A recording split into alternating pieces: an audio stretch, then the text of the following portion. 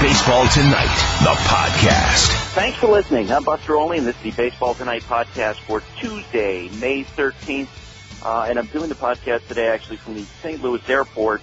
I'm traveling this morning, obviously. And so, Josh, if you hear them page me in the background, can you let me know? Yeah, absolutely. Absolutely. I'll also alert everyone if I hear any fighter jets go by or anything like that. Oh, man, I got a plane story for later in the podcast. On this date in baseball history, in 1947, during the pregame infield practice, there was a barrage of slurs aimed at Jackie Robinson by the Cincinnati fans. It was the Dodgers' first visit to Crosley Field during that season, and Brooklyn shortstop Pee Wee Reese, who had grown up just across the river from Cincinnati and had friends in the stands, walked over and put his arm around his teammate's shoulder, and that, of course, changed a whole lot and made it very clear to everyone who was at the game that Jackie Robinson was considered to be a teammate. Well, it feels like Major League Baseball is in a state of depression at the moment because of an injury to another young star. Let's get to the headlines. The first pitch. It's just terrible last night. At the game that I was attended in St. Louis, in between innings, Aaron Boone, or maybe it was before the game, he said over the sound system we have in the game, and I was sitting next to the Cardinals dugout, he said, "Oh, geez, Jose Fernandez, elbow injury." And he kind of blurted it out, and you're like, "Oh, not another one."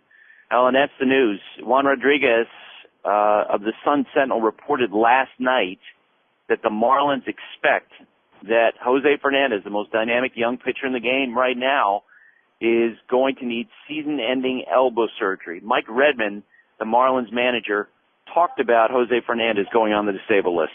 As you guys are probably anticipating, Jose Fernandez has been placed on the DL today with a right elbow sprain. Jose had an MRI today with Dr. Elitrosh, the doctors, so we're pending the results. We don't have any information. He's on his way back to Miami to see Dr. Kaplan, our doctors, and as we get more information, we'll let you know.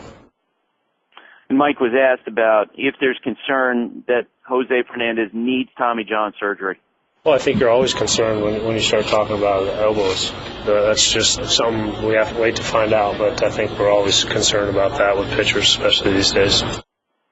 And our colleague Ozzie Guillen said on Baseball Tonight last night that he's been told, and of course he worked with the Marlins, that this is a done deal, that Jose Fernandez is going to have Tommy John surgery.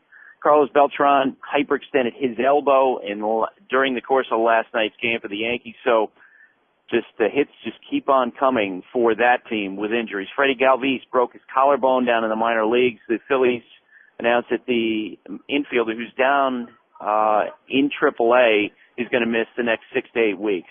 Orioles general manager Dan Duquette told reporters he won't engage in any contract discussions during the season. The Orioles have a ton of contractual situations pending. We talked to Dan about that last week. If you want to go back and listen to that podcast, he talked about negotiations with Chris Davis, with Matt Wieters, and, of course, they have situations with Manny Machado and J.J. Hardy and Nick Markakis. That's something to watch as soon as this season's over because Dan's not going to talk about it during the year. In the Orioles game last night, the Detroit beat Baltimore 4-1, but there was an incident involving Bud Norris and Torrey Hunter. Bud hit Torrey Hunter, and Torrey Hunter was really upset about it. The benches emptied, and Buck Showalter talked about that after the game. Overreaction, it's. I understand the emotion. These are guys that care on both sides, and you have to play the game with emotion, and you have to care, and I understand all sides of it, and it happens. As I mentioned, I'm here in St. Louis. We did the Cardinals and Cubs game last night. I can't tell you how relieved the Cardinals were to finally get home. 19 out of 22 games at home, but last night, the first one was terrible. They lost 17-5. They actually allowed 20 hits to the Cubs who'd come into the series off a terrible series that they had played in Atlanta. And after the game, I talked with Starlin Castro, who had 3 hits. Starlin, with all the offensive troubles you guys have been having, how good did this feel? 17 runs, 20 hits. This feel, really, really good, man. Especially we don't get a lot of runs. We don't get a lot of hits per game. We let a lot of men score in position. That's what I need, to feel more comfortable. How did you guys jump on opposing starting pitcher tonight in the first inning? We jump right away. We tough series in Atlanta. You gotta come in here and be aggressive, and get some run because not a lot of run in Atlanta. Now, for you, you're having a good season. What's the difference between last year and this year? Man, my mind is fresh right now. I don't think it too much like last year. I don't just pay attention to my game, play hard, and don't put too many pressure on myself. Now, when you talk to people on the team, they feel like you have a really good relationship with Rick Renteria, the new manager. Tell me what your relationship's like. Yeah, it's a good relationship, especially he speaks Spanish too. We're talking a lot. We're talking each other. We figure out something, and he's pretty good talking to everybody. He gives everybody comfortable, and he's great. What does 2014 mean for you guys as you build forward? Oh, it means a lot, especially with last year, by year for the team. And, we got to improve this year and play better baseball. Starlin, thanks. Mike Matheny, the Cardinals manager, talked about this loss. I don't think it's fair to compare what happened today with what's happened all season. And in defense, too, we saw some fight. We got us within 4 runs there, and then we just weren't able to shut it off. We stay down 4. I like our chances of making something happen. Then it just got out of hand. That's not what we've seen all year, and that's not the message of today. Today was a bad game. It was a bad game for the Cardinals, and it was a bad day for Major League Baseball. He's the $1 Million Man from $1 Million Arm. Action! It's Jayson Stark on Baseball Tonight. Jayson Stark, of course, covers baseball for ESPN.com. And, Jayson, I don't know how you felt when you heard the news about Jose Fernandez yesterday, but it felt like somebody just punched me in the stomach in the same way that it felt last year when Matt Harvey got hurt, because you're just like, not another one.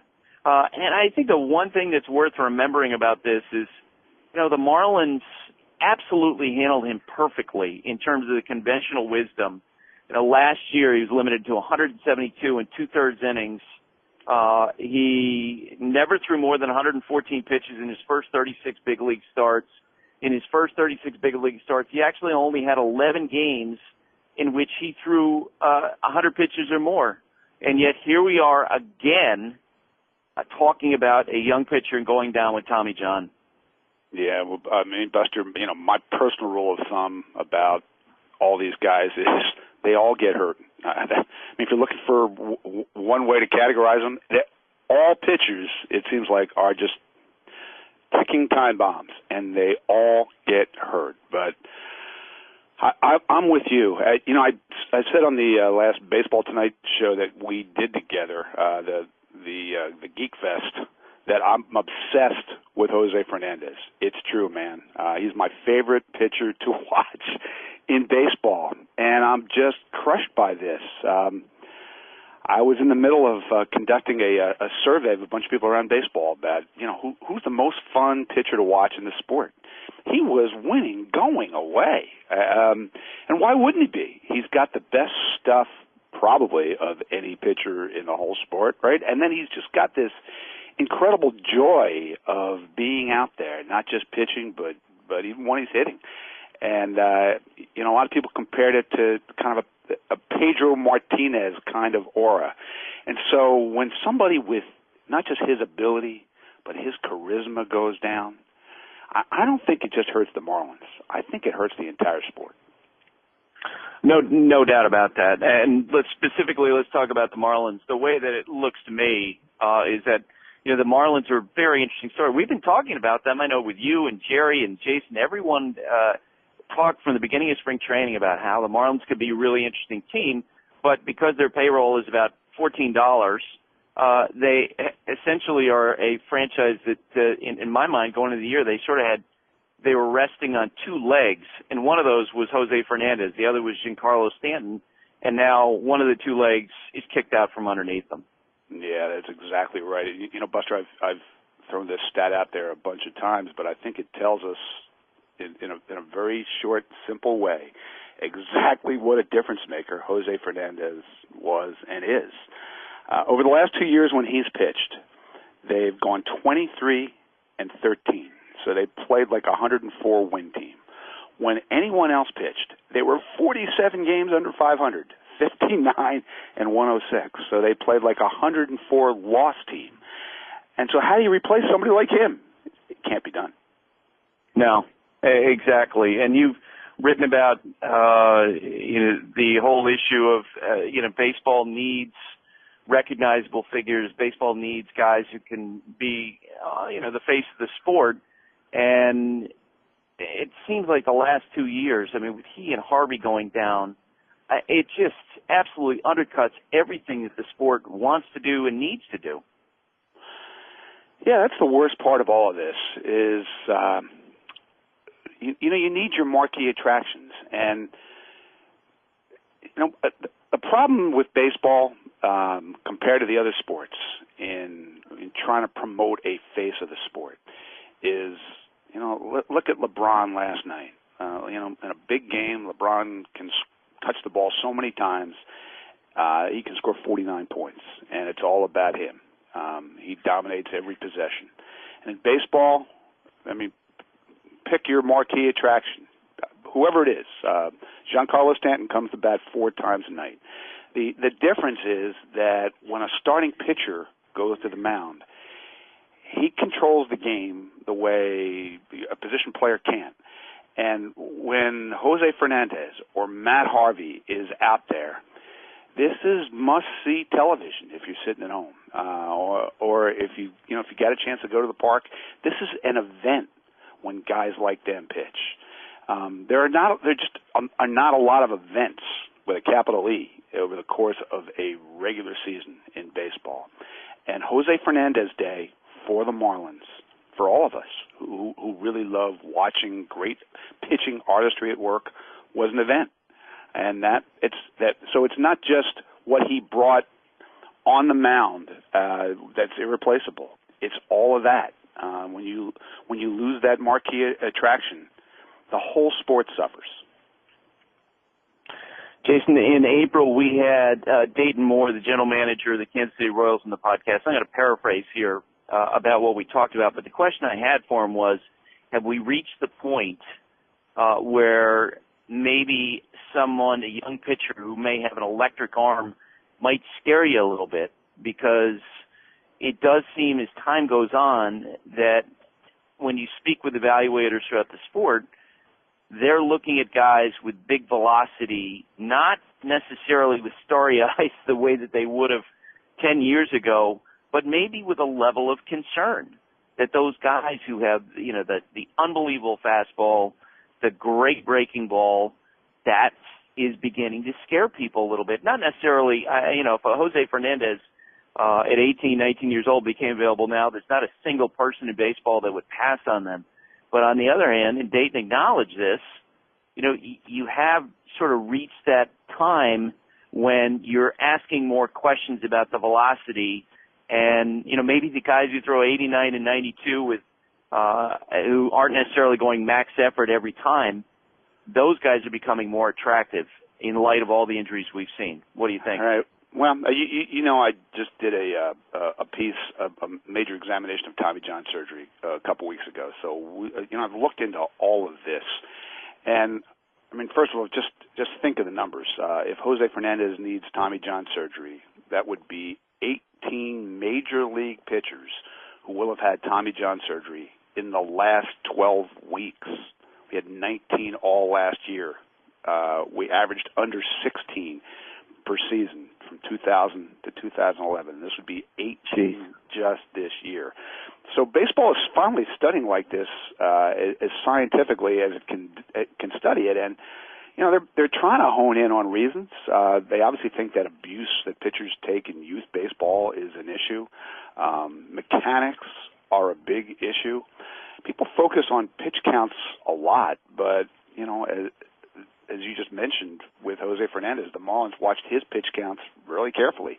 And pitch counts in baseball have declined dramatically over the last decade. So, I think there's a lot less pitcher abuse on that level than we've seen. So people are starting to look at velocity. On the one hand, I talked to Dr. Michael Siccotti, who's the head of baseball's elbow study committee. And, he put it well, I thought. He said that the faster you throw a baseball, the more chance that you'll be an elite pitcher.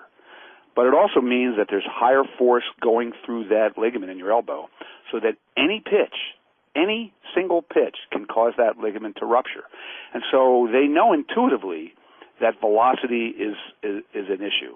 And yet, I also mentioned in that piece a study by Fangraphs earlier this year, which they looked at every pitcher since 2007 who was clocked at 100 miles an hour. And they found that 25% of them needed Tommy John surgery, which seems like a lot, except 25% of all big league pitchers have had Tommy John surgery. So is the sample size too small? It probably is. But,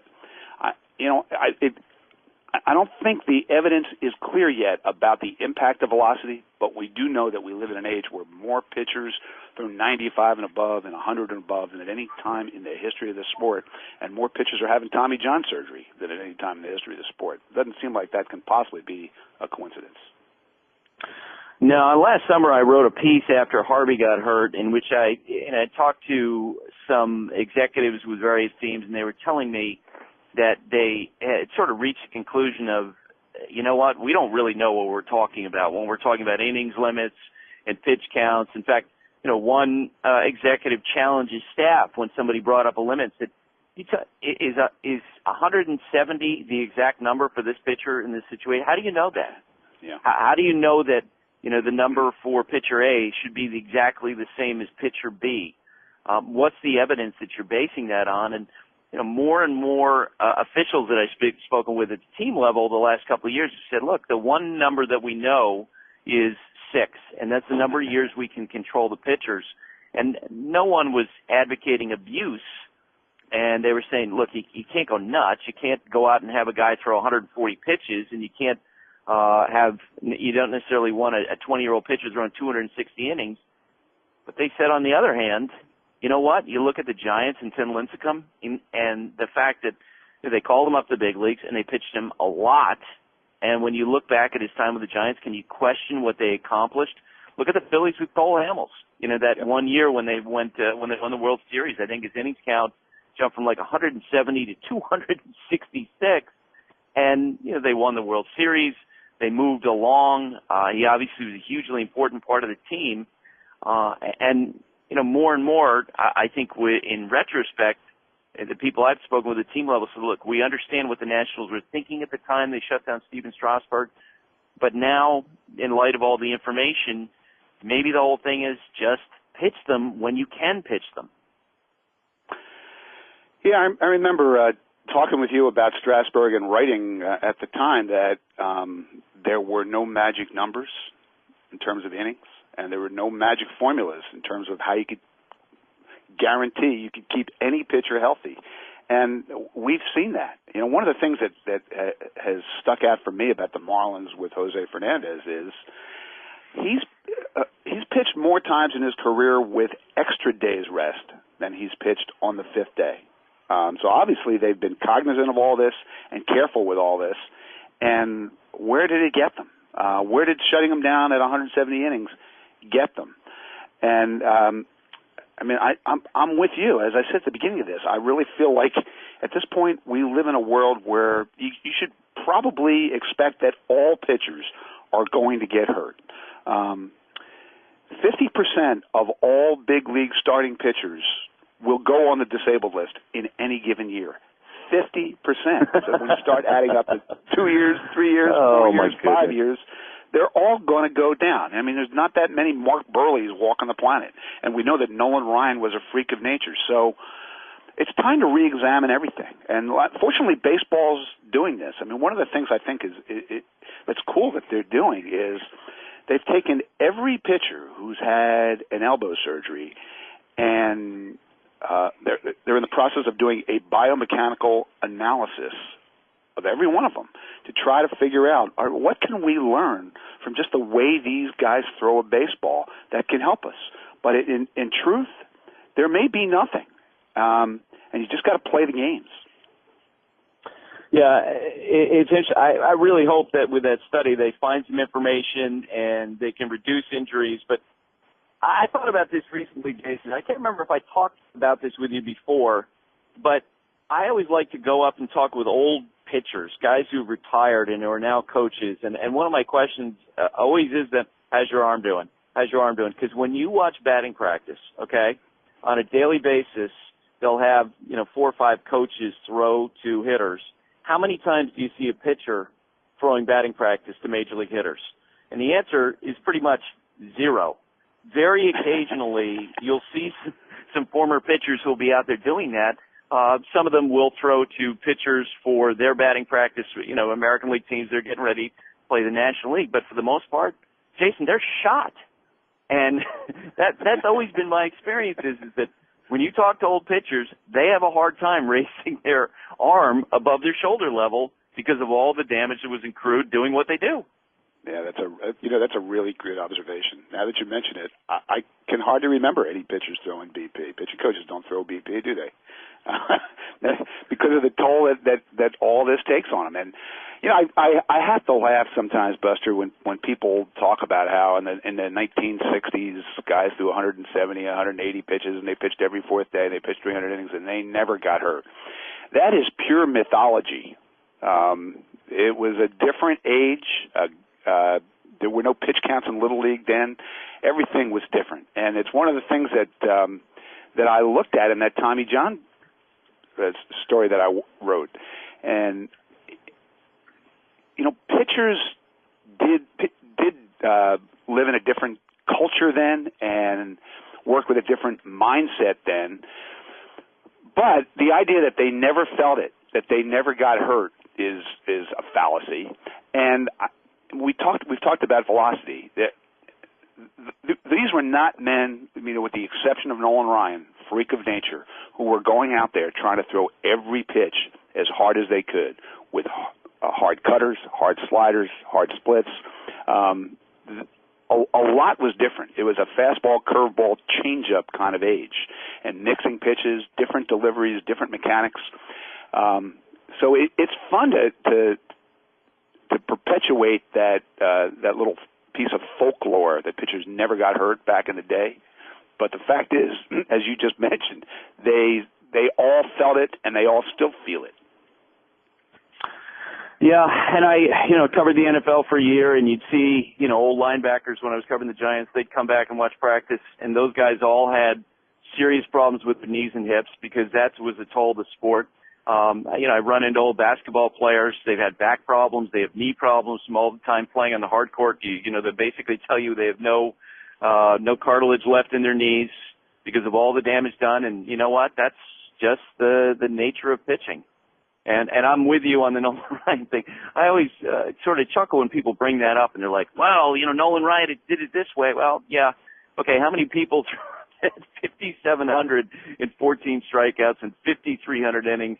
Stop with the Nolan Ryan comparisons. In fact, when Nolan Ryan, there's always been this myth as well that Nolan Ryan, when he was with the Rangers, changed everything with the way the Rangers did their work. They didn't. When you go back, they were handling their young pitchers just like everybody else, and they were having the same problems everybody else was having. Right.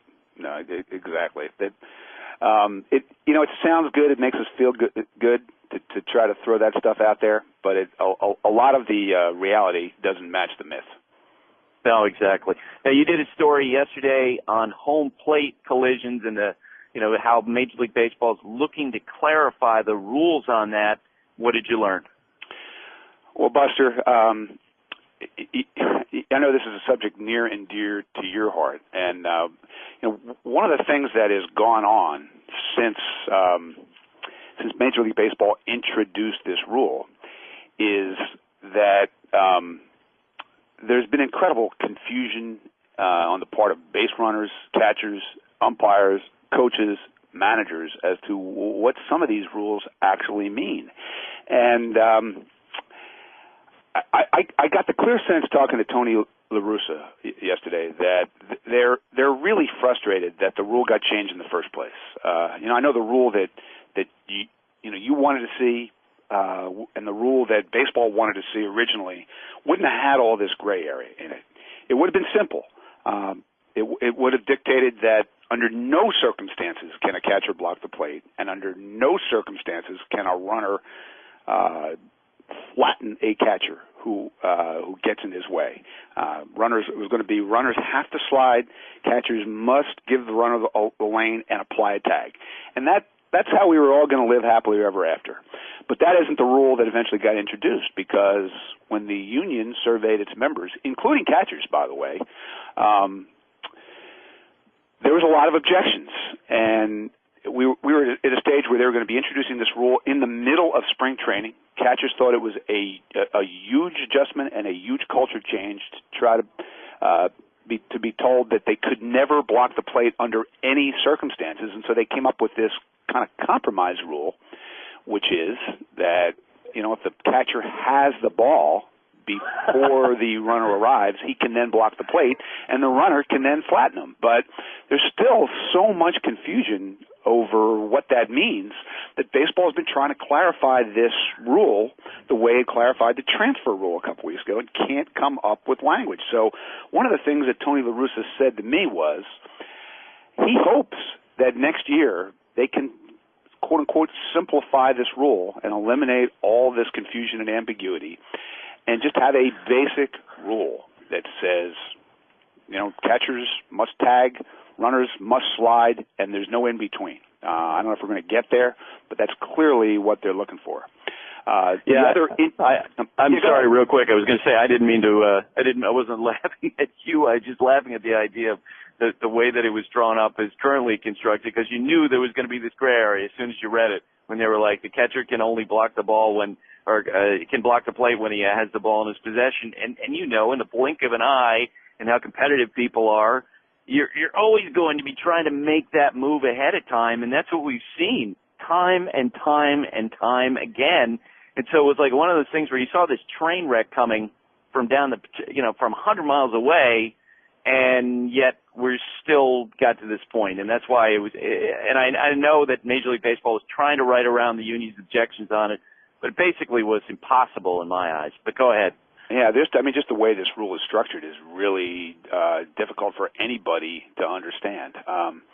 And you mentioned how catchers are anticipating the throw arriving and blocking the plate as they're in the process of catching the ball, but haven't actually caught it. And that's been a big point of emphasis, to the point where Major League Baseball sent a video last week to all 30 teams and to the umpires saying, this is a move that catchers have been allowed to use. It's wrong. It's a violation of the rule, and it has to change. One of the things I found interesting is, Buster, in a month and a half of this season, when umpires have initiated the use of replay to review calls at the plate, there have only been 2 that have been overturned. 2. And that seems like an incredibly low number, right? And one of the things that Tony La Russa told me yesterday is that Major League Baseball feels that there should have been more overturned. And that call, that play that you just discussed, was one of the 2 areas they think needs to change. That is, catcher, the ball is in the process of arriving at home plate. The catcher anticipates catching it and drops that leg to block the plate before he has the ball. In the future, I think that call is going to be overturned. But one of the problems that they've had in trying to redefine the rule or clarify the rule is one that Mike Scioscia pointed out to me the other day when I saw him in Anaheim, and that is, when does a play at home plate start? So they've been actually trying to define that. Is it when the runner turns third and starts to head home? Is it when he's halfway down the line, when he's 2/3 of the way down the line? This would be really helpful if baseball could figure out an answer to this question. So far, they have not been able to do it after talking about it for almost a month. But Tony La Russa said that he's been consulting veteran umpires about when they think the play starts. And the rule of thumb that he now favors is it's when the throw reaches the infield from the outfield. So wherever the runner is at that point, that's when the catcher needs to be in position where he's giving the runner the lane. But how easy is that going to be to enforce? Not, I would say. Well, I was chuckling the other day. I wrote a piece after the David Ortiz official score controversy in Texas, and just mentioned, yeah, with all the other things that Major League Baseball is thinking about right now, dealing with rules changes. This is the year of the rule changes, no question about it. I said, here's another one. How about a directive to the official scores and how to handle this play? And I imagined as I wrote that sentence, people in Park Avenue offices basically saying, yeah, okay, not like we have anything else to think about these days. hey, real quick before you go, I wanted to ask you about the Tampa Bay Rays. And one simple question. Is it so bad going for them right now with the starting pitching being a mess? Do you think they're going to put David Price on the trade market this summer?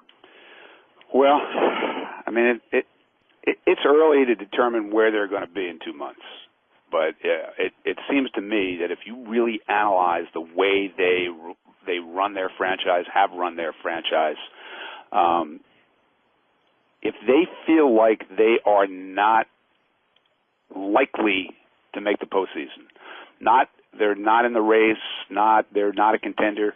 If in their analysis the odds of them making the postseason are so long that it makes sense to market him, they will market him. I don't think there's any doubt about that. When they pulled him off the trade market last winter, they never completely dismissed, according to teams that I've talked to, the idea of putting him on the trade market again this July, no matter where they were in the standings. And the way it's going so far, how could they not? I mean, Buster, you and I both picked them to play in the World Series. Yeah, thanks for reminding me. Yeah, how's that pick looking? They've got the fourth worst record in baseball. Only the Astros, the Cubs, and the Diamondbacks have a worse record. They're 9-18 since they put Alex Cobb on the DL to join Matt Moore and Jeremy Hellickson. They're 7 games under 500 after April for the first time since 2007, when they, after that year they changed their name from the Devil Rays to the Rays. They thought these days were behind them, but they're back. It's really been shocking to watch what's happened to them. Yeah, and one thing to keep in mind about the Rays and whether or not they're going to market David Price is they don't have to worry about fan backlash because, of course, we know that they don't really draw any. And on the other hand, the Cubs, as they consider the whole thing with Jeff Samardzija and other players on their team before the trade deadline, they are dealing with that question at least a little bit. So we'll see where that goes. Hey, Jayson, thanks for doing this. Buster, thank you. Adam Rubin covers the Mets for ESPNNewYork.com. And Adam, after hearing this yesterday, I don't know how you felt, but when we got the news on Jose Fernandez, it felt like just a body blow. Because, if you're a fan of the sport, it was like last year when Matt Harvey went down, where you're just thinking, oh, geez, a guy who we can watch and the sport can be built around is now gone for a time. How did you hear the news, and what was your reaction? Well, I saw a tweet from a Marlins beat writer last night, and like you, I was sad for the sport. I mean, and the perfect parallel really is Matt Harvey, because they're young pitchers who are all-stars already, but it was more than that. There was like an electricity and a celebration in baseball about each of those guys that just changed the atmosphere at the ballpark on the day that they pitched. I mean, in New York with Harvey, they got tabbed Harvey Day, and it just was just a different level of excitement at the ballpark. How good was Fernandez as a pitcher in your eyes compared to the other ones you've seen? Oh, I mean, he's off the charts. And in fact, it's funny. Mets have had 2 series against the Marlins this year, and even though he probably would have dominated the Mets, Jose Fernandez missed both those series, and there was a legitimate disappointment that you didn't get to see him, because there's certain guys you just want to see. I mean, he's off the charts. He's, to me, he could have been the Cy Young winner this year. And I think one of the reasons why you can draw a perfect parallel to Harvey is because just like the Mets with Harvey, the Marlins handled Fernandez just perfectly. I was just talking with Jayson Stark about this, that in his first 36 games in the big leagues, he went 100 pitches or higher only 11 times. He never threw more than 114 pitches. They limited his innings last year. They shut him down on September 11th. And yet, here we are again, talking about a young pitcher being hurt. So I was curious because I know in the last, I want to say 10 months, had more and more conversations with team evaluators about innings limits and pitch counts and whether or not they really mean anything. In the aftermath of Harvey's injury, how are the Mets feeling about those? Well, and they have other young pitchers coming up this year, and there doesn't seem to be a deviation from their innings limit caps. I mean, I suppose we'll talk about it, but both Jacob deGrom and Rafael Montero, two of their top young pitching prospects, are coming up this week in the coming days during this Yankees series, and they're already saying how many innings they have this year, and they could only jump 30 or 35 innings from the previous year. So, I mean, they're still, for lack of a better word, babying these guys. I'm sure Paul DePodesta and the staff are reevaluating those things constantly, but they're still doing these incremental innings limits in the minors. I mean, there's going to be pitchers this year in the minors who throw 110 innings, 120 innings, and get shut down, and then the next year they'll go up to 140, 150. And I know the school of thought from the old school guys is make it just, if you throw a lot, you'll be fine. So we'll see if it swings back the pendulum the other way, but with the Mets, it hasn't swung back that direction yet. Yeah, and I'm becoming more and more convinced that at least with some teams, and I don't know if this is the case with the Mets, I think with some teams, part of the reason why they limit the innings is because they want to avoid criticism if one of the guys gets hurt.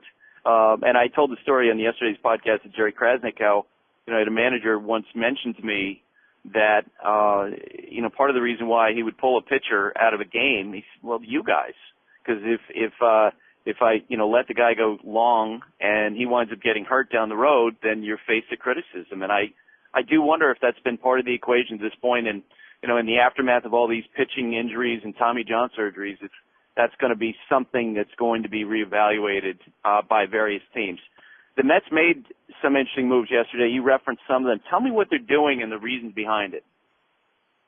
Well, the Mets entered the Subway Series 2 games under 500. Had they not had a ninth-inning comeback against the Phillies on Sunday, it would have been 4 games under 500 and losers of 9 out of 10 going into the Subway Series. And a lot of it is on the bats, but a lot of it also is on the bullpen. So what they're going to do is they're going to bolster the bullpen by moving Henry Mejia, a starter, to relief, and they're also going to call up Jacob deGrom, one of their AAA starters who really hasn't pitched in relief except for limited time at Stetson University when he was in college. They're going to put him in the bullpen too, and they're going to call up one of their top pitching prospects to enter the rotation. Now, with Mejia, it wasn't so much a question of what the primary thing wasn't bolstering the bullpen. It was he just profiles more as a reliever to a lot of people. The first time through the batting order, batters have a sub-200 batting average against him. By the time the third time through the order comes up, he really melts down and they have over a 400 batting average against him. So he's really better in short bursts. So a lot of the guys who are the veterans now in the bullpen better beware, because they're going to have to clear in the coming days or coming weeks 2 roster spots now for Mejia to be in the bullpen and for deGrom to be in the bullpen. One was solved temporarily by Gonzalez Herman going on the DL with a virus, but when Montero gets activated for the start on Wednesday against the Yankees, Jose Valverde very well could be gone. And then, frankly, when Herman comes off the DL, if they don't option him to AAA, and he's been all right, so they really ought not do that. If Kyle Farnsworth continues to struggle a little bit, he might be out of here too. I can't remember if any of the people at ESPN, I'm sure that they didn't pick the Mets to make the postseason before the season began, but I kind of wonder, Adam, if part of the reason why the Mets are maybe being more aggressive than we might have expected, and maybe they'll be more aggressive in the weeks ahead, is when you look at the division right now, it's a mess. And it's sort of sitting on a tee for some team to grab. The Atlanta Braves, certainly they have a ton of core talent, but their offense has been terrible, and they're trying to sort through those problems. They benched Dan Uggla. The Nationals have a lot of talent, but they have played such terrible defense this year. And as one evaluator said to me, they make more mistakes than any other team in baseball. The Marlins just lost, one of the best pitchers on the planet, and it doesn't seem like any club is necessarily prepared to run away. Do you think that that's factoring in at all to the Mets thinking that they're looking at the division and say, hey, why not us?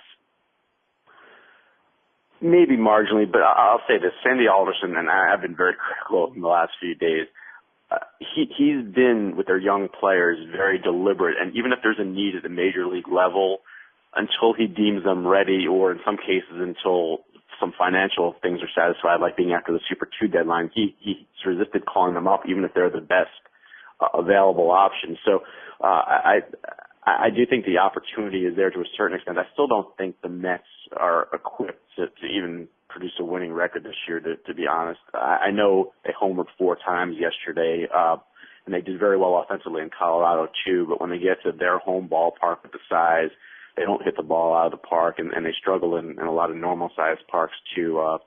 And then the bullpen, we'll see how these young arms do in the bullpen, and maybe that'll stabilize things there. But the combination of the lack of hitting in the bullpen, no matter how good their starting pitching is really a recipe that doesn't really lend to, I think, contending when all's said and done.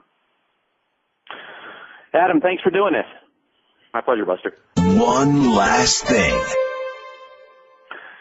So on Monday, I had a really interesting flight. Never had this experience before. As the plane was taking off, I suddenly heard a weird sound, and there was like a jolt, and it felt like we'd hit a pothole, which obviously is not possible on a runway.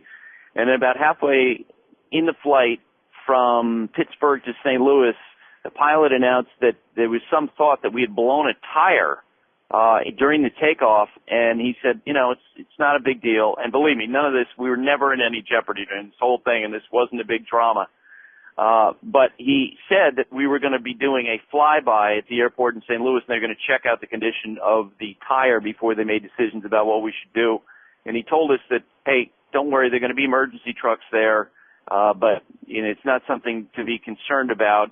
So we did a flyby, which is really interesting because it was clear they essentially shut down the rest of the airport, the runway. There are no planes coming or going. And we flew over the tower, and then we circled again. We landed on an auxiliary runway, and there were emergency trucks there. Everything was fine. The landing was absolutely fine. There was so little concern that we didn't get into crash positions or anything like that. It was just like a normal landing, other than the fact that we had apparently a blown tire. But it was interesting, I think, because of how people feel about flying sometimes. When I told this story to people, they were, oh, my God, they were really concerned. Josh, would you have been concerned about this? Yeah, I think that's safe to say. I'm not sure I would have survived. Obviously, the plane didn't crash, but I might have had a heart attack. That's what would have killed me. Really? I wasn't worried. It wasn't because you're thinking, but, I mean, you and I have seen those shots on CNN of planes landing without landing gear, doesn't come down, stuff like that. Yeah, but see, I've never been on one of those. I've never been on one of those. Yeah, I've seen it on CNN, but I've never been on one of those planes, Buster. So okay, I'm not comfortable with it. But you've had some interesting flights so far this year. The season's still young, and you've been next to a couple of drunk guys. There was the Fireball Express, and now you're blowing out tires on planes. Well, maybe I should have been taking advice from our great friend Tim Kirchin, and during the incident yesterday, just put a blanket over my head and pretend I was asleep. That always helps. You'll love this. Derek Gould, our good friend who covers the Cardinals for the St. Louis Post-Dispatch, had headphones on, and he wasn't aware of the entire thing until after we got off the plane. He was like, oh, I totally missed that drama. So that's how little impact there actually was in this thing. One thing, by the way, before we go, Shelby Miller, we talked a lot yesterday about Sunday night's game when Mike Matheny went out there and chewed him out on the mound. I had a long talk with Shelby yesterday about it, and first off, he, without a doubt, very impressive in sort of how he's in problem-solving mode. And yesterday he was in contact with a coach who'd worked with him at the Texas Sports Medicine and had sent him videotape of his mechanics from the side. And he really feels like that's the problem that he's been having in commanding the baseball. And he leads all of the major leagues in walks. He showed me this video, which had him driving directly toward home plate with his front hip. He said, look, that's the problem. He noted that during Sunday night's start, he had spun off in his delivery a number of times. And he really feels like that, this is something he's going to be able to solve. But again, what was impressive was that he wasn't making any excuses. He's just trying to solve problems, and that really is in keeping with the culture of the St. Louis Cardinals. Well, that'll be it for today. My thanks to Adam Rubin and to Jayson Stark and to Josh Macri, who produced this podcast. Have a great day, and thanks for listening. Thanks for listening to the Baseball Tonight podcast. If you're playing fantasy baseball, don't forget to listen to the Fantasy Focus podcast. Check out all podcasts at espn.com/podcenter. Baseball Tonight, the podcast. Someday, people will say, I knew Ty, Ryan, Chase, Dylan, when he was kart racing in 38th place.